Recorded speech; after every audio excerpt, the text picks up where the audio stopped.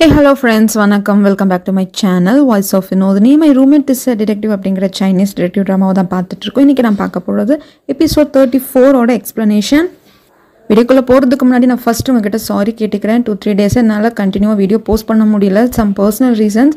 So நான் நேட்டிவில் இருக்கேன், கொஞ்சம் சுற்றியில் நாய்ஸாக இருந்ததுன்னா தயவு செஞ்சு எனக்காக கொஞ்சம் பொறுத்துக்கோங்க. அதுக்காக நான் மன்னிப்பு கூட கேட்டுக்கிறேன்.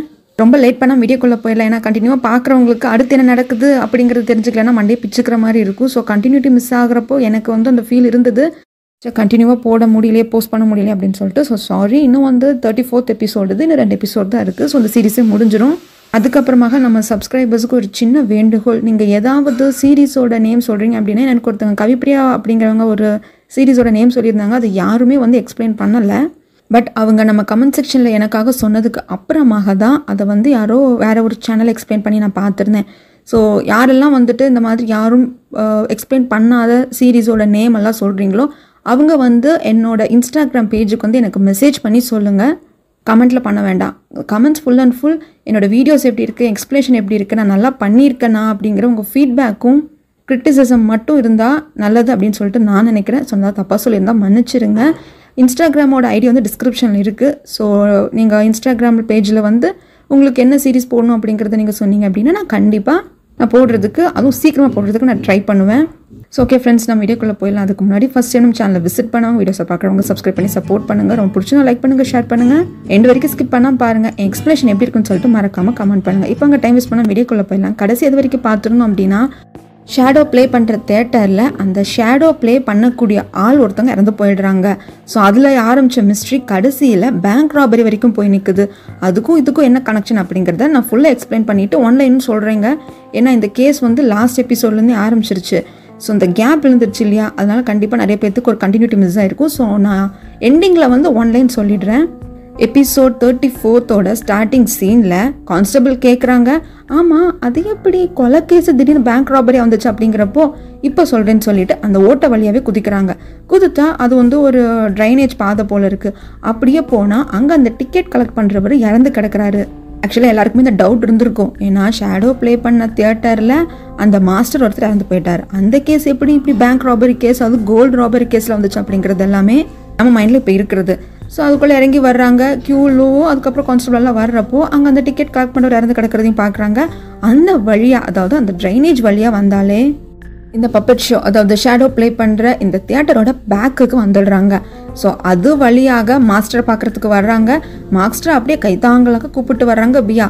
மாஸ்டர் பார்த்தோன்னு லூ சொல்கிறாரு, நான் குற்றவாளி கண்டுபிடிச்சிட்டேன், அது நீங்கள் தான் அப்படின்னு. பியா டக்குன்னு மாஸ்டர் விட்டு தள்ளி வந்துடுறாங்க. என்ன சொல்கிறீங்க, அவன் குற்றவாளி இவன் குற்றவாளின்னு சொல்லிட்டு கடைசியில் என்னையே குற்றவாளின்னு சொல்கிறீங்க, உங்ககிட்ட ஆதாரம் இருக்கா அப்படின்னு கேட்குறப்போ லூ எக்ஸ்பிளைன் பண்ண ஆரம்பிக்கிறாரு.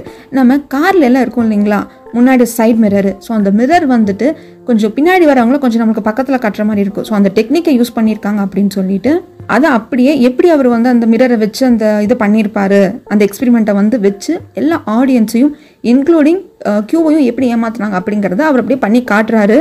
ஸோ அது நம்மளுக்கு அப்படியே அந்த 4 கார்னரில் சென்டரில் மிரர் வச்சுருக்கிறது எல்லாத்தையுமே நம்மளுக்கு அந்த எக்ஸ்பெரிமெண்ட் மாதிரி காட்டுறாங்க. அப்போ தான் ஒரு விஷயம் தெரிய வருது, ஏற்கனவே உள்ளே இருந்தவரை கொன்று அங்கே வச்சுருந்துருக்காங்க. எல்லார் முன்னாடியும் ஒரு இதை க்ரியேட் பண்ணணும், ஒரு பதப்பதப்பை க்ரியேட் பண்ணணும் அப்படிங்கிறதுக்காகவும் கொஞ்சம் சுத்தலில் விடணும். எல்லாருமே இருந்தோமே, ஒரு பப்பட் தானே கொலை பண்ணுச்சு அப்படிங்கிற மாதிரியான கதை கட்டி விடணும் அப்படிங்கிறதுக்காக தான் கொலை பண்ணதுக்கு அப்புறமாக இத்தனை பிள்ளையும் பண்ணியிருக்காங்க. ஸோ அந்த மிரர்லேருந்து பார்க்குறப்போ எல்லாருக்குமே ஷாக்காக இருந்திருக்கு. வர்றப்போ இவர் சைடில் நின்று அந்த மிரர் எடுத்துகிட்டு இருந்திருக்காரு. ஸோ கொலை செய்யப்பட்ட நபர் இருந்த ரூமுக்குள்ளே வேறு யாருமே இல்லை, கொலைகாரம் கூட கிடையாது. இது எல்லாத்தையும் பண்ணது இந்த மாஸ்டர் தான். அப்படி பேசிகிட்டே அந்த பெயிண்டிங்கை கிழிக்கிறாரு. பார்த்தா அந்த பெயிண்டிங்க்கு பின்னாடி இருக்கிறது மிரர். ஸோ மிரர் மேலே தான் அந்த பெயிண்டிங் ஒரு பேட்சப் பண்ணியிருக்காரு. இந்த பெயிண்டிங் மேலே டவுட்டாக இருந்தது, ஒரு பெயிண்டிங் எடுக்கிறதுக்கு இவ்வளோ வெயிட் ஆகுது. ஸோ இது ஒரு பெரிய மிரர், அதனால தான் பயங்கர வெயிட்டாக இருந்திருக்கு. அது மட்டும் இல்லாமல் இது ஜஸ்ட் நம்ம ஃபேஸ் பார்க்குற மிரர் மாதிரி கிடையாது, காரோட சைட் மிரர்ஸ் மாதிரி. அதனால தான் இதை எடுத்து வைக்கிறதுக்கே கான்ஸ்டபிள் ரொம்ப கஷ்டப்பட்டாங்க. ஸோ அப்போவே எனக்கு இந்த டவுட் இருந்துகிட்டே இருந்தது, என்னடா வேறு பெயிண்டிங் இருந்தது இப்போ வேறு இருந்தது அப்படிங்கிற யோசனை இருந்ததுன்னு சொல்லிட்டு எல்லாத்தையுமே எக்ஸ்பிளைன் பண்ண ஆரம்பிக்கிறாங்க. அலட்டிக்கா மாஸ்டர் கேட்குறாரு, சரி ரைட்டு, எவிடன்ஸ் வேணும்லப்பா, நான் ஒத்துக்க முடியாதுல்ல அப்படிங்கிறப்போ லூ தெளிவாக எக்ஸ்பிளைன் பண்ணுறாங்க. ஒரு பப்பட் கொலை பண்ண மாதிரி தான், ஷேடோ பிளேக்கு யூஸ் பண்ணுற அந்த பப்பட் கொலை பண்ண மாதிரி தான் நீங்கள் செட் பண்ணியிருந்திருக்கீங்க, கரெக்டு. ஆனால் அதை கொலை பண்ணவன் கண்டிப்பாக பப்பட்டை வைக்கிற மாதிரி அதை எப்படி வைக்கணும் அப்படிங்கிற அந்த ரூல்ஸை நல்லா தெரிஞ்சவன். ஏன்னா அதை நான் வந்து இங்கே இருக்கிற அசிஸ்டன்ட் கிட்ட கேட்டேன். அவன் தான் சொன்னான், பப்பட்ஸை வைக்கிறப்போ எப்போவுமே ஃபீமேலோட தலை மேலோட தலையோடு ஒட்டிட்டு இருக்கிற மாதிரி வைக்கக்கூடாது, ரெண்டையும் பார்த்த மாதிரி ஃபேஸ் பண்ணி வைக்கக்கூடாது, இதெல்லாம் ஒரு ஸ்ட்ரிக்ட் ரூல்ஸு அப்படின்னு அவங்க சொல்லியிருப்பாங்க. ஆனால் பப்பட் கொலை பண்ணதுக்கு அப்புறமாக கொலையாளி அந்த பப்பட்டை கரெக்டாக அசம்பலாக வச்சுருப்பாங்க. அதில் ஃபஸ்ட் என்ன விஷயம் தெரியுதுன்னா, அப்போ கொலை பண்ணவன் இந்த பப்பட் ஷோவை பற்றியும் அந்த ரூல்ஸை பற்றியும் நல்லா தெரிஞ்சவனாக இருக்கணும். அப்படி பார்க்குறப்ப இங்கே இருக்கிற எல்லாருமே அசிஸ்டண்ட்டு. 2 பேர்த்துக்கு தான் இந்த பப்பட்டை ஆட்டி வைக்கிறதெல்லாம் தெரியும். அதில் ஒருத்தர் இறந்து போயிட்டார், நீங்கள் தான் அப்படிங்கிறப்போ சிரிச்சுக்கிட்டே சொல்கிறார், அப்படி இல்லை தம்பி, பப்பட்டை எடுத்து அசம்பிள் பண்ணுற எல்லாருக்குமே அந்த பெட்டிக்குள்ளே வைக்கிற எல்லாருக்குமே தெரியுங்கிறாங்க. லூ இன்னும் அசரல மறுபடியும் சொல்கிறாரு, இதை பாருங்கள், அவரை நீங்கள் ஏற்கனவே கொலை பண்ணிவிட்டு நீங்கள் ஒருத்தர் மட்டும் தான் ஸ்டேஜில் பர்ஃபார்ம் பண்ணியிருக்கீங்க அப்படிங்கிறப்போ சரி அப்படியே வச்சுக்கலாம், அப்படியே ஸ்டேஜில் பர்ஃபார்ம் பண்ணுறதுக்கு நான் ஒன்றும் கடவுள் கிடையாது. ஏன்னா பப்பட்டை பர்ஃபார்ம் பண்ணிவிட்டு என்னால் பாட முடியும், ஆனால் மியூசிக்கை வாசிக்கணும் இல்லையா, கண்டிப்பாக 2 பேர் தேவைப்படுவாங்க. ஏன்னா இது எல்லாத்தையுமே ஏற்கனவே வந்து நார்மலாக இருக்கிறப்போ விசாரிச்சிருப்பாரு. ஏன்னா எத்தனை பேர் வந்து பப்பட் ஷோவில் வந்து அந்த பப்பட்டை வந்து மேனுப்புலேட் பண்ணுவீங்க, யார் பாடுவீங்க அப்படிங்கிறது எல்லாத்தையும் அப்போவே இவர் சொல்லியிருப்பாரு, நாங்கள் 2 பேர் தான் இறந்து போனவரும் நானும் தான்ப்பா பண்ணுவோம், நான் பாடுவேன், அவன் வந்து மேனுப்புலேட் பண்ணுவாங்க, நான் மியூசிக் ஃபஸ்ட்டே பாடுவேன், இந்த மாதிரி நாங்கள் மாறி மாறி பண்ணிக்கோன்னு சொல்லியிருப்பாரு. ஆனால் இந்த இடத்துல ஒரு மிகப்பெரிய ட்விஸ்ட் என்னென்னா, இறந்து போய் இப்போ ட்ரைனேஜ் கிட்டே இருந்தார் இல்லைங்களா அந்த டிக்கெட் கலெக்ட் பண்ணுறவர், அவங்கக்கிட்ட ஹெல்ப் கேட்டிருக்காங்க. அவரோட ஹெல்ப் மூலியமாக தான் பப்பட் ஷோ நடத்தியிருக்காங்க.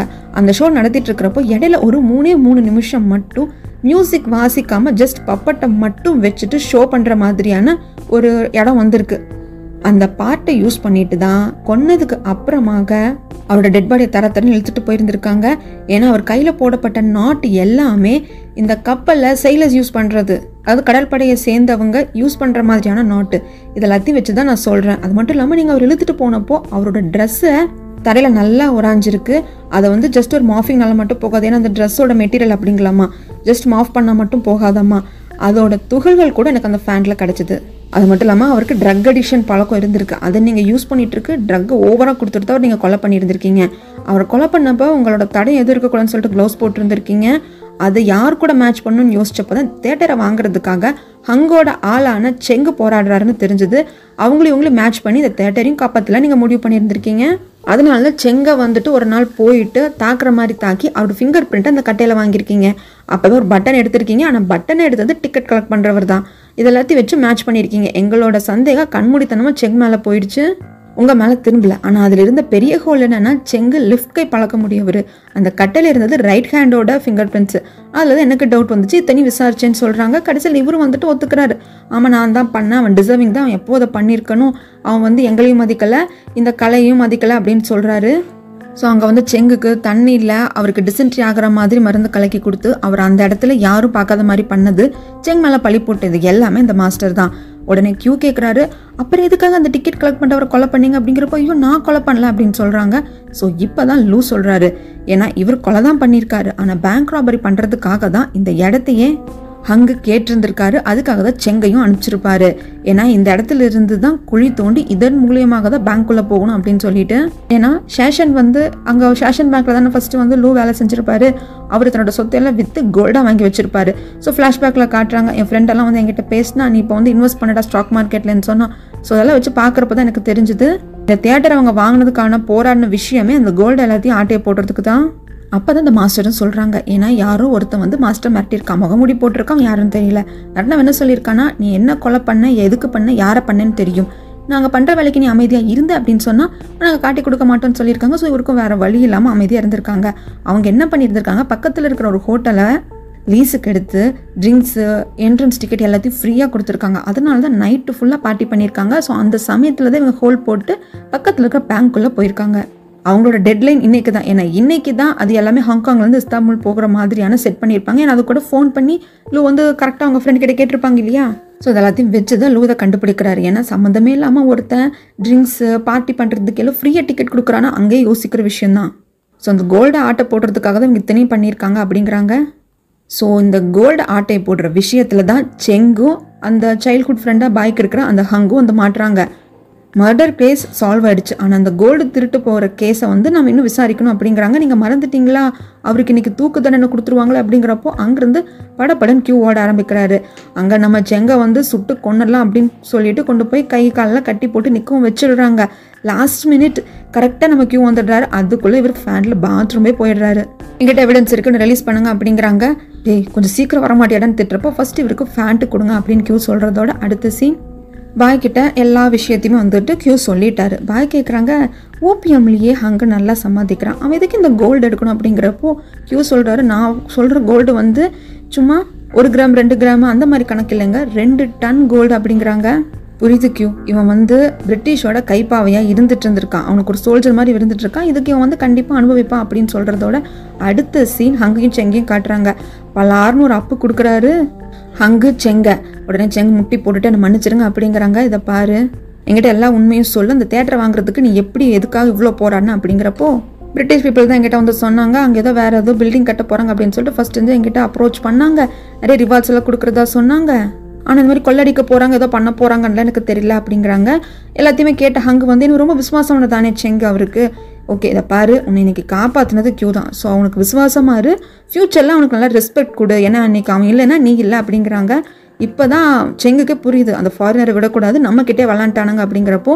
ஸோ இவ்வளோ நாள் இவங்க 2 பேருமே வந்து ஃபாரினர்ஸுக்கு ஹெல்ப் பண்ணிட்டு இருந்திருப்பாங்க ஹங்கு செங்கோ. ஸோ இவங்க 2 பேருமே அவங்களுக்கு வந்து எகென்ஸ்டாக ஆரம்பிச்சிட்டாங்க. அமைதியாரு, அவனுக்கு நான் ஒரு சோல்ஜர் மாதிரி இருந்தேன், பட் அவனுக்கு பண்ண வேலைக்கு நான் வந்து கண்டிப்பாக உதவி கொடுப்பேன், நம்மளுக்கான ஃப்யூச்சர் வரும், அமைதியாருன்னு சொல்கிறாங்க. ஸோ இப்படியே பேசி இவங்க 2 பேரும் இங்கே சமாதானம் ஆகிடுறாங்க. அடுத்த சீன் சேஷனை காட்டுறாங்க. அவர் ரொம்ப நன்றிப்பா, நீ இல்லைன்னா அந்த தங்கமெல்லாம் திருட்டு போயிருக்கோம் அப்படின்னு சொல்லிட்டு, ஏன்னா இவர் தானே அந்த பேங்க்லேருந்து அடித்து துரத்திருப்பார், நம்ம ஃபர்ஸ்ட் எபிசோட்லேயே பார்த்துருப்போமே, அதுக்கெல்லாம் மன்னிப்பு கேட்டு நீ எனக்கு ஒரு பெரிய ஆஃபர் பண்ணியிருக்கேன், எனக்கு ரொம்ப நல்லது பண்ணியிருக்கேன், நான் கடமைப்பட்டிருக்கேன், உனக்கு என்ன வேணுமோ கேளு, எனக்கு ஒரு லக்ஸுரியஸான அப்பார்ட்மெண்ட் கொடுக்குறோம், வேலையை நான் திருப்பி கொடுக்குறேன், அதுவும் வந்து டேரக்டராக வேலை கொடுக்குறேன், இப்போ வாங்கிறத விட 3 times சம்பளம் கொடுக்குறேன் அப்படிங்கிறப்போ எனக்கு அதெல்லாம் வேண்டாம், உங்களோட அன்புக்கு ரொம்ப நன்றி, நான் அப்ராட் போகணும், எனக்கு ஒரு பீஸ்ஃபுல்லான லைஃப் வேணும் அப்படின்னு சொல்கிறாங்க. எனக்கு அந்த விஷயத்தில் உங்களால் ஹெல்ப் பண்ண முடிஞ்சால் பண்ணுங்க அப்படிங்கிறப்போ உடனே சேஷன் சொல்கிறாரு ஓகேப்பா இதுதான் உன் ஆசை அப்படின்னா நான் கண்டிப்பாக அதை நிறைவேற்றி வைக்கிறேன்னு சொல்கிறாங்க. அதுக்கப்புறம் என்ன பேசிக்கிட்டாங்கன்னு தெரியல. அடுத்த சீன் நார்மனையும் அவரோட அசிஸ்டண்ட்டி தான் காட்டுறாங்க. லோவை பற்றி தான் மறுபடியும் பேசிக்கிறாங்க. அவன் எல்லாத்தையுமே கெடுத்துக்கிட்டே நான் ஃபஸ்ட்டே சொன்னேன், அவனுக்கு வந்து பரிதாபம் பார்க்காத ஒன்றா அவனுக்கு கொன்னுடு, இல்லைன்னா அவன் பேச முடியாமல் பண்ணிடுன்னு சொன்னேன். என்னடா பண்ணி வச்சிருக்கேங்கிறப்போ இல்லை எனக்கு புரியுது, இனிமேல் அப்படி நான் பண்ண மாட்டேன், இதுக்கப்புறம் எனக்கு டைம் கொடுங்க, அவன் இல்லாமலே பண்ணிடுறேன் அப்படின்னு சொல்லிட்டு இவர் வீரவசனமெல்லாம் பேசிட்டு கிளம்புறப்போ அங்கேருந்து வந்தல்லோ நான் சாமி சத்தியமாக எதுவும் கேட்கல, நான் இப்போ இவர்கிட்ட பேசணும் தனியாக அப்படிங்கிறாங்க. உடனே அசிஸ்டண்ட்டு சரின்னு சொல்லிட்டு அங்கே போயிடுறாங்க. இப்போ 2 பேரும் அதாவது நார்மனும் நம்ம லூவும் தனியாக பேசுகிறாங்க. இப்போது முடிஞ்சது இல்லைங்களா கேஸ், அதாவது கரெக்டாக அவங்க ராபரி பண்ணுறப்ப அந்த கோல்டை வந்து உள்ளே போய் எப்படி பிடிச்சார் அப்படிங்கிறத சொல்கிறாங்க. சூப்பர் தம்பி செமையாக பண்ணியிருக்க அப்படின்னு சொல்லிட்டு மனசில் அவ்வளோ கோபம் இருந்தாலும் எதையுமே வெளிக்காட்டிக்காமல் பிராவோ அப்படின்னு சொல்லிட்டு அவர் அப்ரிஷியேட் பண்ணுறாரு. லூ சொல்கிற விஷயம் தாங்க இவ்வளோ நாள் அந்த சீரீஸை பார்த்தப்போ நம்மளுக்கு அப்படியே திருப்பி போடுற மாதிரியான ஒரு விஷயமா தெரிஞ்சுது. நான் வந்து நிறைய கேஸ் வந்து ஷங்காயில் சால்வ் பண்ணியிருக்கேன். ஒவ்வொரு கேஸை சால்வ் பண்ணுறப்போ தான் எனக்கு தெரியல, ஓகே ஒரு பிரச்சனை நடந்துருச்சு சால்வ் ஆகிடுச்சுன்னு நினச்சேன். ஆனால் அதுக்கப்புறம் தான் எனக்கு தெரிஞ்சுது இது எல்லாத்துக்கும் ஒரு கனெக்ட் இருக்குது அப்படின்னு சொல்லிட்டு. அந்த கனெக்ட் என்னென்னா, ஏன்னா நம்ம லூவோட எக்ஸ் கேர்ள் ஃப்ரெண்டோட விஷயத்துலேயே நம்ம ஒரு விஷயம் சொல்லியிருப்போம் இல்லையா, அவங்க வீட்டில் ஒரு பழைய நியூஸ் பேப்பர் இருந்தது, ஆனால் அது எல்லாரும் படிக்கிற மாதிரியானது கிடையாது, அவங்க மட்டும் படிக்கிறதுக்காக யாரோ பிரத்யேகமாக பிரிண்ட் பண்ண மாதிரி இருந்ததுன்னு சொல்லிட்டு அதில் தான் மாவை வச்சு வெடிப்பொருள் மாதிரி அதை செஞ்சு ஒருத்தங்களை கொல்ல முடியும் அப்படிங்கிற மாதிரியானதில் இருந்தது. அதை வச்சு தான் எக்ஸ் கேர்ள் ஃப்ரெண்டு கூட அவங்க அக்காவை அந்த மாவை வச்சு கொலை பண்ணாங்க அப்படிங்கிறத நான் பார்த்தோம் இல்லையா. ஸோ இவர் ஒரு பிரிண்டிங் ப்ரெஸ்ஸே வச்சுருக்காரு. அப்படி வச்சுருக்க பிரிண்டிங் ப்ரெஸ்ஸில் தான் இவர் இந்த மாதிரியான நியூஸஸ் எல்லாத்தையும் போட்டிருக்காரு. அப்போவே இவருக்கு டவுட் வந்து அந்த காரை ஃபாலோ பண்ணிகிட்டே போய் அந்த பிரிண்டிங் ப்ரெஸ்ஸையும் கண்டுபிடிச்சிடுறாங்க, அங்கே எப்படி பிரிண்ட் பண்ணுறாங்க அப்படிங்கிறதையும் கண்டுபிடிச்சிடுறாங்க. ஒவ்வொரு சீனுங்க ஒவ்வொரு இது வரைக்கும் சால்வ் பண்ண எல்லா க்ரைம் சீன்ஸையும் வந்து காட்டி காட்டி இது எல்லாமே பேப்பரில் வந்துருந்துருக்கு. அதை படித்ததுக்கு அப்புறமாக தான் எல்லாரும் ஒவ்வொன்றும் பண்ணியிருந்திருக்காங்க. ஏன்னா அந்த வந்து க்ரைம் சீன்ஸ் அந்த பேப்பரில் வந்தது எல்லாமே கொலை பண்ணிட்டு எப்படி ஈஸியாக தப்பிக்கிறது, நாம் எப்படி அதில் மாட்டிக்காமல் இருக்கிறது அப்படிங்கிற மாதிரியான விஷயம் வந்து எல்லாருக்குமே தெரியாது இல்லையா. ஒருத்தவங்க ஆதங்கத்தில் கொலை பண்ணிட்டாங்க அப்படின்னா அதை மறைக்கிறதுக்கு போராடுவாங்க, ஆனால் இந்த அளவுக்கு டாக்டிக்ஸாக போட மாட்டாங்க இல்லையா. ஸோ இந்த விஷயம் எல்லாமே அதில் இருந்திருக்கு. அந்த பெயிண்டிங் பண்ணுற லேடி அந்த நெருப்பில் டான்ஸ் ஆடிட்டு இருந்தது, அங்கேயும் நார்மன் இருந்திருக்காரு. அப்புறம் இந்த ஹாஸ்பிட்டலில் ஃபார்மலின்லேயே ஒருத்தர் முக்கிய கொலை பண்ணியிருப்பாங்க இல்லையா, அது எல்லா விஷயத்துலையுமே ஒவ்வொரு சீனும் காட்டுவாங்க. இது வரைக்கும் சால்வ் பண்ண எல்லா கேஸுமே அவங்க பண்ண கொலைகள் அப்படிங்கிறது இந்த நியூஸ் பேப்பரை படித்து அதிலிருந்து அவங்க ஓகே இப்படி பண்ணலாம் அப்படிங்கிற இன்ஸ்பயர் ஆகி இதை ஒரு ஐடியாவை எடுத்துகிட்டு தான் பண்ணியிருந்திருக்காங்க. ஈவன் நம்ம கியூ கூட ஒரு பொண்ணை பிடிச்சி அந்த நியூஸ் பேப்பர் லேடியை கூட லவ் பண்ணிட்டு இருப்பார் இல்லையா, அவங்க கூட இந்த நியூஸ் பேப்பர் படித்தது இதில் இருந்து ரொம்ப இதாகி தான் அந்த கொலைகளே அவங்க பண்ணியிருப்பாங்க. அந்த லாக் ரூம் பூட்டின ரூமுக்குள்ளே நடக்கிற கொலை எல்லாமே இது தாங்க. ஒரு ஸ்டேஜுக்கு மேலே இதெல்லாம் சால்வ் ஆகிக்கிட்டே வர்றப்போ இதுக்கும் பாய்க்கு ஏதாவது கனெக்டிவிட்டி கொடுக்கணும் அப்படிங்கிறதுனால தான் எல்லா விதமான ஒரு இதுவுமே பாய்கிட்டே போகும். எந்த கேஸ் எடுத்தாலும் பாயோட தெரிஞ்சவங்களா இருப்பாங்க, ஏன்னா பாயோட பார்ட்னராக இருப்பாங்க. இந்த மாதிரி பாய்ன்னு சொல்லிட்டு எல்லா இடத்துலையும் பாய் ஏதோ இடத்துல வந்து நின்றுருப்பாரு. ஷங்காயில் பாய் பெரிய ஆள் அப்படிங்கிறதுனால அவரை எப்படியாவது ஒழிச்சிட்டு ஷங்காயை கைப்பற்றிக்கணும் அப்படிங்கிறது என்னோட பிளான் போல இருக்குது. ஸோ ஒவ்வொரு சீனும் ஒவ்வொரு கேஸாக இவர் சொல்ல நார்மனுக்கு அப்படியே மூஞ்சியெல்லாம் வெளுத்து போகுது. உங்கள் பிரிண்டிங் ப்ரெஸ்ஸையும் பார்த்துட்டேன், இதுக்கான எல்லா ஆதாரமும் எனக்கு இருக்குது, நான் பிரிட்டனுக்கு எல்லாத்தையுமே அனுப்பிச்சி வச்சுட்டேன். பட் எண்டில் நான் சொல்லணும் இல்லையா, அதை நான் சொல்லிடுறேன். என்னோட கேர்ள் ஃப்ரெண்டோட கேஸை சால்வ் பண்ணப்போ தான் அதுலேருந்து எனக்கு இந்த நியூஸ் பேப்பர் லூப் கோலே கிடச்சிது அப்படின்னு சொல்லிட்டு நிறைய போலீஸ் எல்லாம் கூப்பிடுறாங்க. ஸோ அங்கே இருந்துட்டு நார்மனும் வேறு வழி இல்லாமல் ஏன்னா எல்லாம் தெரிஞ்சு போச்சு இல்லையா, ஆதாரத்தோடு மாட்டிக்கிட்டாரு. ஸோ எந்திரிச்சு போகிறப்போ எல்லாமே கரெக்ட் லூ, பட் உன்னை கொலை பண்ணதுக்கான ஆள் அனுப்பிச்சது நான் கிடையாது அப்படிங்கிறாங்க. அப்போ அதை யார் பண்ணாங்க அப்படிங்கிறப்போ இதை ஸ்மார்ட் ஆச்சு, நீயே இன்வெஸ்டிகேட் பண்ணி கண்டுபிடி அப்படின்னு சொல்லிட்டு அவங்க கூட போயிடுறாங்க. ஸோ நார்மலாக இப்போது பிரிட்டனுக்கு போலீஸ் பிடிச்சிட்டு போயிடுறாங்க. ஏன்னா அவங்க பிடிச்சிட்டு போகிறதே அவங்க ஆளுங்க தான், அதாவது ஃபாரினர்ஸ் தான், பிரிட்டன் பீப்புள் போலீஸ் தான். அவங்க வந்துட்டு பிடிச்சிட்டே போகிறாங்க. ஸோ இந்த ஹாப்பி நியூஸை அடுத்து பாய் கிட்ட கியூ எல்லாத்தையுமே சொல்கிறாரு. இனி என்ன நடக்கும் அப்படின்னு கியூவை பார்த்து கேட்குறப்போ எனக்கு தெரிஞ்சு இதுக்கப்புறம் எதுக்குமே பயப்பட வேண்டியதே கிடையாது, பெரிய தலையே மாட்டிக்கிச்சு, இதுக்கப்புறம் நம்ம கை தான் ஓங்கி இருக்கும், அவன் அசிஸ்டண்ட் ஒருத்தன் இருக்கான், அவனெல்லாம் ஒன்றும் பிரச்சனை இல்லை அப்படின்னு சொல்லிட்டு பேசிகிட்டு இருக்காங்க. பட் இருந்தாலும் நம்ம யாரையும் குறைச்சட போடக்கூடாது அப்படின்னு பேசுகிறாங்க. கியூவும் ஓகே பாய் நான் பார்த்துக்கிறேன்னு சொல்கிறாங்க. அடுத்து வீட்டில் அக்காவுக்கு அப்படியே வருங்கால நாத்தனாராச்சு விருந்து வச்சுட்ருக்காங்க. ஸோ அங்கே தாங்க ஒரு பெரிய குட்டே வெளிப்படுது. அக்கா பேச்ச ஆரம்பிக்கிறாங்க ஃபாரின் போக சொல்லி. இல்லை நான் போக மாட்டேன், இங்கே எல்லாமே சால்வ் ஆகிடுச்சு, இங்கே நாங்கள் பீஸ்ஃபுல்லாக இருக்கலாம் அப்படிங்கிறாங்க. இல்லை நீ போய் தான் ஆகணும்னு அக்கா சொல்கிறப்போ லூ சொல்கிறாரு இதுக்கப்புறம் யாரும் ஷூட் பண்ண மாட்டாங்கிறப்ப ஏற்கனவே பண்ணியிருக்காங்க, மறுபடியும் ஷூட் பண்ண என்னடா பண்ணுவேன் அப்படிங்கிறாங்க. இப்போ தான் தெரியுது இனிமேல் யாரும் ஷூட் பண்ண மாட்டாங்க, ஏன்னா அதை பண்ண ஆளே நீ தான். ஏன்னா லூவை ஷூட் பண்ண அந்த மயக்க மருந்து இருக்கீங்களா, அது வந்து யானையை வந்து ஹண்ட் பண்ணுறதுக்காக மயக்கப்படுத்துறதுக்காக யூஸ் பண்ணுற மருந்து. ஸோ அது வந்து உன் ஹஸ்பண்ட் கிட்ட இருந்தால் கிடச்சிருக்கு. ஏன்னா அக்காவோட ஹஸ்பண்ட் தான் ஃபாரினர் ஆஃப்ரிக்காவில் இருந்திருப்பார் இல்லையா, ஸோ அவர்கிட்ட இருந்தால் உனக்கு கிடச்சிருக்கு. ஷார்ப்பான ஒரு பர்சனை வச்சு என்னை கொலை பண்ணக்கூடாதுன்னு என்னை மயக்கடைய வைக்கணும், வேறு யாரையும் கொலை பண்ணக்கூடாதுன்னு பிளான் பண்ணியிருந்திருக்கீங்க. ஏன்னா எல்லாரையும் கொலை பண்ணணும்னு நினச்சிருந்தா அவன் டேரெக்டாக பெட்ரோல் டேங்கை சுட்டிருந்தாலே போதும், காரே பஸ்ட்டே நாங்கள் 3 பேர் இறந்துருப்போம். அதெல்லாம் நடக்கலை. ஸோ கன்னு இதெல்லாம் வச்சு பார்க்குறப்போ நீ தாங்க அதை ஏற்பாடு பண்ண, ஏன் இப்படி பண்ண, ஒரு செகண்ட் என்னோடய லைஃப் ஏதாவது ஆயிருந்ததுன்னா என் தலையில் பட்டிருந்தா என்ன இருக்கிறது, என் லைஃப் போயிருக்கும்ல அப்படின்னு சொல்கிறாங்க. இல்லை உனக்கு எது நல்லது எனக்கு தெரியும், ஒரு அம்மா ஒரு குழந்தைய அடித்து மருந்து கொடுக்குறாங்க அப்படின்னா அடிக்கிறது அந்த குழந்தை மருந்து சாப்பிட்டு நல்லா இருக்கணும் அப்படிங்கிறதுக்காக, அப்படிதான்ப்பா நானும் அப்படிங்கிறாங்க. இதுக்கு நான் உன் மேலே கேஸே கொடுக்க முடியும்னு சொல்லிட்டு ஃபோன் பண்ணுறதுக்காக போகிறாரு. பின்னாடியே வந்து பியா தயவுசெய்து ஃபோன் பண்ணாத, உன் நல்லதுக்காக தானே பண்ணாங்க அப்படின்னு சொல்கிறாங்க. பட் அக்கா பண்ணது கொஞ்சம் ஓவர் தான், ஏன்னா ஒரு சின்ன ஷார்ட் மிஸ் ஆயிருந்தால் கூட உயிரே போயிருந்திருக்கும் இல்லையா. இப்போவும் அக்கா சளைச்ச மாதிரியே தெரியல, வந்து நின்றுட்டு இதை பாரு, பாயோட பொண்ணான பியா கூட உனக்கு ரிலேஷன்ஷிப் இருக்குது அப்படிங்கிறப்போ அதையே நான் ஏற்றுக்கிட்டேன், அதுவே உனக்கு நான் செஞ்சு மிகப்பெரிய ஃபேவர், இதுக்கு மேலே என்கிட்ட எல்லாம் எதுவும் எதிர்பார்க்காத, ஒழுங்காக 2 பேர் ஊரை விட்டு கிளம்புங்க அப்படிங்கிறாங்க. இவர் சேலஞ்சே பண்ணிட்டார், நான் எங்கேயும் போக மாட்டேன், உன்னால் முடிஞ்சதை பண்ணிக்கோ அப்படிங்கிறப்ப அக்காவும் சிரிச்சிட்டு டேய் இவ்வளோ பண்ண எனக்கு இதெல்லாம் பண்ண தெரியாதா, பார்த்துக்கிறேன் அப்படின்னு சொல்லிட்டு அவங்களும் அங்கேருந்து கோவமாக போயிடுறாங்க. ஸோ அன்னைக்கு அந்த ஷேடோ பிளே தியேட்டர்லேருந்து வெளியே வர்றப்போ லூவை நெஞ்சில் சுட்டது அக்கா செட் பண்ண ஆள் தான், இதுக்கும் அந்த பிரிட்டிஷ் பீப்புளுக்கும் சம்மந்தம் இல்லை. அடுத்து பியாவும் லூ நின்று பேசிகிட்டு இருக்கிறாங்க. எனக்கு வந்து ஏரோநாட்டிக்கல் படிக்கணும்னு தான் ஆசை, என் வீட்டில் இருக்கிறவங்க தான் மேத்தமெட்டிக்ஸையும் மெடிசனையும் மேஜராக செலக்ட் பண்ணாங்க அப்படிங்கிறப்போ பியாவும் வந்து பூந்து விட்டு கொடுக்க முடியாது இல்லையா, நல்லதுக்காக தானே பண்ணாங்க அப்படிங்கிறாங்க. இல்லை அவங்க நான் படிக்கணும் அது எனக்கு நல்லது தான், இல்லை நான் சொல்ல வரல, பட் எனக்கு பிடிச்சதுன்னு ஒன்று இருக்குது இல்லையா, அதையும் அவங்க யோசிக்கவே இல்லைன்னு சொல்லிட்டு ரொம்ப ஃபீல் பண்ணுறாங்க. நாம் ஒரு நாய்க்குட்டி வளர்த்தோம் அப்படின்னா தடவி தடவி தடவி தடவி கொடுத்து வளர்ப்போம் இல்லையா, பட் அந்த நாய்க்குட்டிக்கு வேறு வழியில் நம்மளை சுற்றி வருது, அதுக்கு யோசிக்கிற திறன் கிடையாது. நான் அப்படிலாம் ஒரு ஹியூமன் பீயிங் அப்படிங்கிறது எங்கள் வீட்டில் மறந்துட்டாங்க, நான் கடைசி பையன் அப்படிங்கிறதுனால எனக்கு ஒன்றுமே தெரியாத முடிவு பண்ணிவிட்டு எல்லாருமே என்னையே இது பண்ண ஆரம்பிச்சிட்டாங்க அப்படின்னு சொல்லிட்டு இவங்க 2 பேரும் இங்கே ஃபீல் பண்ணி புலம்பிட்டு இருக்காங்க. பியா வேறு வழியே இல்லாமல் இது உன் லைஃப் உன் சாய்ஸ், வேறு யாரை பற்றி யோசிக்காமல் உனக்கு என்ன தோணும் அந்த முடிவு எடு அப்படின்னு சொல்லிட்டு பியா சொல்கிறாங்க. கூடுதல் இன்னொன்று சொல்கிறாங்க, என் கூட இன்னைக்கு டேட் பண்ணுறது உங்கள் அப்பானால் தடுக்க முடியல இல்லையா, அப்போ உனக்கு பிடிச்சிருக்கு நீ பண்ணுற விஷயங்களை அவரால் எல்லாத்தையும் தடுக்க முடியாதுங்கிறாங்க. டேய் உண்மையிலேயே நீ என்ன பிடிச்சதான் டேட் பண்ணுறியா இல்லை உங்கள் அப்பாவை கடுப்பேற்றுங்கிறதுக்காக பண்ணுறியா அப்படின்னு சொல்லி கேட்டுட்டு அங்கேருந்து பியா போயிடுறாங்க. ஸோ கோவமாக போன அக்கா உடனே ஒரு ஆர்மி ஆஃபீஸருக்கு ஃபோன் பண்ணுறாங்க. இவங்க வந்து லூவோட அண்ணா கிடையாதுங்க, ஏதோ ஃப்ரெண்ட்ஸ் போல் இருக்குது, லூவோட அண்ணாவோட ஃப்ரெண்ட்ஸ் போல் இருக்குது. அவங்ககிட்ட ஒரு ஃபேவர் கேட்குறாங்க, ஷங்காயில் ஒரு வாரை க்ரியேட் பண்ணணும், நிறைய பேரை கூப்பிட்டுவா, உங்ககிட்ட எத்தனை ஆள்பலம் இருக்குது, எவ்வளோ அந்த வெப்பன்ஸ் எல்லாம் இருக்குது அப்படின்னு சொல்லிட்டு இவங்க பேசுகிறாங்க. அப்படியே நம்மளுக்கே ஷாக் ஆகுது, என்னடா இந்த அக்கா இப்படி இறங்கிட்டாங்களே அப்படின்னு சொல்கிறதோட இங்கே எபிசோடு முடியுதுங்க. ஸோ இதுக்கப்புறம் நடந்ததுன்னு சொல்லிட்டு நம்ம அடுத்த எபிசோடில் பார்க்கலாம். ஒன்லைன் சொல்லிடுறேன் அந்த ஷேடோ பிளே தியேட்டரில் நடந்த கேஸை பற்றி. ஷேடோ பிளே தியேட்டரில் 2 பேர் அந்த பப்பட் ஷோவை ஷேடோ பிளே பண்ணுவாங்க. அந்த 2 பேரில் ஒருத்தர் வயசில் சீனியவர், பட் இந்த ஷேடோ பிளேக்கு வந்து அவர் ஜூனியர் மாதிரி. ஆனால் அவருக்கு சொல்லி கொடுத்தவர் வயசில் சின்னவர். பட் இந்த ட்ரக் அடிக்ட்டு ரொம்ப இதாக இருந்ததுனால இவருக்கு ரெஸ்பெக்ட் இல்லையோன்னு நினச்சிருக்காங்க. அந்த ஷேடோ பிளே மேலேயும் அந்த பர்சனுக்கு, அந்த இறந்து போன பர்சனுக்கு பெருசாக மரியாதை இல்லை. ஷேடோ பிளேவெல்லாம் முடிஞ்சு ஆடியன்ஸ் போகிற சமயத்தில் அந்த ஷேடோ பிளே பண்ணுறதுக்காக யூஸ் பண்ணுற பப்பட்டே அந்த மாஸ்டரை கொலை பண்ணுற மாதிரி காட்டுறாங்க. பதறி அடித்து ஓடி போனால் அந்த ரூமுக்குள்ளே யாருமே இல்லை. கண்டிப்பாக அந்த பப்பட் கொலை பண்ணல அப்படிங்கிறது தெரியுது. அப்போ யார் கொலை பண்ணாங்க அப்படிங்கிற கேஸ் வருது. லூ விசாரிக்கிறாங்க. அப்போ இறந்து போனவரோட கையில் ஒரு பட்டன் கிடைக்குது. அவர் கழுத்தில் கட்டையை குத்தி சாகடிச்சிருக்காங்க. அதில் ஒருத்தரோட ஃபிங்கர் பிரிண்ட் கிடைக்குது. இந்த பட்டனும் அந்த ஃபிங்கர் பிரிண்ட்டும் ஒருத்தரோட தான். அவர் பேர் செங்கு.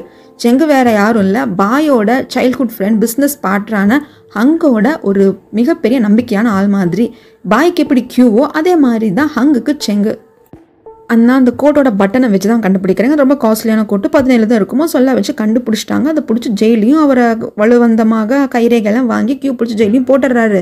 ஆனால் லூவுக்கு மட்டும் மனசு பிராண்டிகிட்டே இருக்குது, இதில் ஏதோ தப்பு இருக்குன்னு சொல்லிட்டு. மேற்கொண்டு விசாரிக்கிறப்ப தான் தெரியுது கடைசியில் இறந்து போனவரை கொன்னது இன்னொருத்தரான அந்த மாஸ்டரே தான் அப்படிங்கிறது. ஏன்னா இறந்து போனவருக்கு ஒரு ஒழுக்கமே கிடையாது. எப்போ பார்த்தாலும் தண்ணி அடிச்சுக்கிட்டே வந்து பப்பட் ஷோ பண்ணுறது, ஒரு மரியாதை இல்லாமல் எப்படி நடந்துக்கிறது, ஒரு தொழில் பக்தி அப்படிங்கிறது இல்லாமல் அப்படியெல்லாம் இருந்தது இந்த மாஸ்டருக்கு பிடிக்கல. எல்லாத்த விடவும் இவர்கிட்ட மரியாதை இல்லாமல் நடந்துக்கிட்டாங்க அப்படிங்கிறதுனாலையும் அவர் தான் கொலை பண்ணிடுறாரு. இது ஃபஸ்ட்டு யாருக்குமே தெரியலை. லூ கண்டுபிடிச்சிடுறாரு. பட் எல்லாரும் இருந்தப்போ அவங்க எப்படி கொலை பண்ணியிருப்பாங்க அப்படிங்கிறப்போ ஷோ ஆரம்பிக்கிறதுக்கு முன்னாடியே அவர் கொலை பண்ணிட்டார். மாஸ்டர் இறந்து போனவரை கொலை பண்ணிவிட்டு அதுக்கப்புறம் போய் ஷோவை கண்டினியூ பண்ணியிருக்காரு. ஒருத்தரால் ஷோவை கண்டினியூ பண்ண முடியாது. ஏன்னா பாடுறது, பப்பட்டை மேனிப்புலேட் பண்ணுறது வேணும், ஒருத்தரால் பண்ண முடியும். மியூசிக் வாசிக்கிறதுக்கு இன்னொருத்தர் வேணும் இல்லையா? ஸோ அதுக்காக அந்த டிக்கெட் கலெக்ட் பண்ணுறவரை யூஸ் பண்ணியிருந்திருக்காங்க. செங்கு ஏற்கனவே அந்த தேட்டரை வாங்கணும் அப்படிங்கிற முனைப்பாக இருந்ததுனால அவனையும் இது இந்த கேஸ் கூட கோத்து விட்டுட்டோம் அப்படின்னா இந்த தேட்டருக்கும் பிரச்சனை வராது, பப்பட் ஷோக்கு எந்த பிரச்சனையும் வராது முடிவு பண்ணி தான் இத்தனை பிளானிங் பண்ணி மாஸ்டர் கொலை பண்ணிட்டு அந்த பட்டனை யூஸ் பண்ணி அந்த ஃபிங்கர் பிரிண்ட் எல்லாம் யூஸ் பண்ணி செங்கு மேலே பழி போட்டிருப்பாங்க. செங்கு ஏன் தேட்டரை வாங்கணும் அப்படின்னு சொல்லிட்டு ஆசைப்பட்டாரு அப்படின்னா அதுக்கு வந்து அங்கே தான் ஃபஸ்ட்டு காரணமாக காட்டுறாங்க. ஏன்னா சேஷன் அவரோட சொத்தை எல்லாத்தையும் விற்று கோல்டில் இன்வெஸ்ட் பண்ணிவிட்டு அது எல்லாத்தையும் ஹாங்காங்லேருந்து இஸ்தான்புல் எடுத்துகிட்டு போகிற மாதிரியான பிளானில் வச்சுருந்துருப்பாரு. ஆனால் அது மெயினான டார்கெட் வந்து ஹங்கோடது கிடையாது. பிரிட்டிஷ் பீப்புள் தான் இதை செங்க பண்ண சொல்லியிருந்திருப்பாங்க. நிறைய ரிவார்ட்ஸ் கொடுக்குறோம் அப்படின்னு சொல்லிட்டு. ஏன்னா பாய் மட்டும்தான் பிரிட்டிஷ் பீப்புளுக்கு வந்து ஹெல்ப் பண்ணலை. மற்றபடி ஹங்கும் சரி அவரோட அசிஸ்டண்டான சங்கும் சரி பிரிட்டிஷ் பீப்புளோட கைப்பாவையாக தான் இருந்திருக்காங்க. அவங்களுக்கு நிறைய ஹெல்ப் எல்லாம் பண்ணியிருந்திருக்காங்க. ஸோ அதனால் இந்த வேலையை பண்ண போயிருக்காங்க. ஆனால் கடைசியில் தான் தெரிய வருது இது ஹங்குக்கே தெரியாது, ஃபுல் அண்ட் ஃபுல் செங்கு தான் பண்ணியிருக்காரு. கடைசியில் இன்னும் பார்த்தா செங்குக்கே அந்த ராபரி எல்லாம் பெருசாக தெரியலை.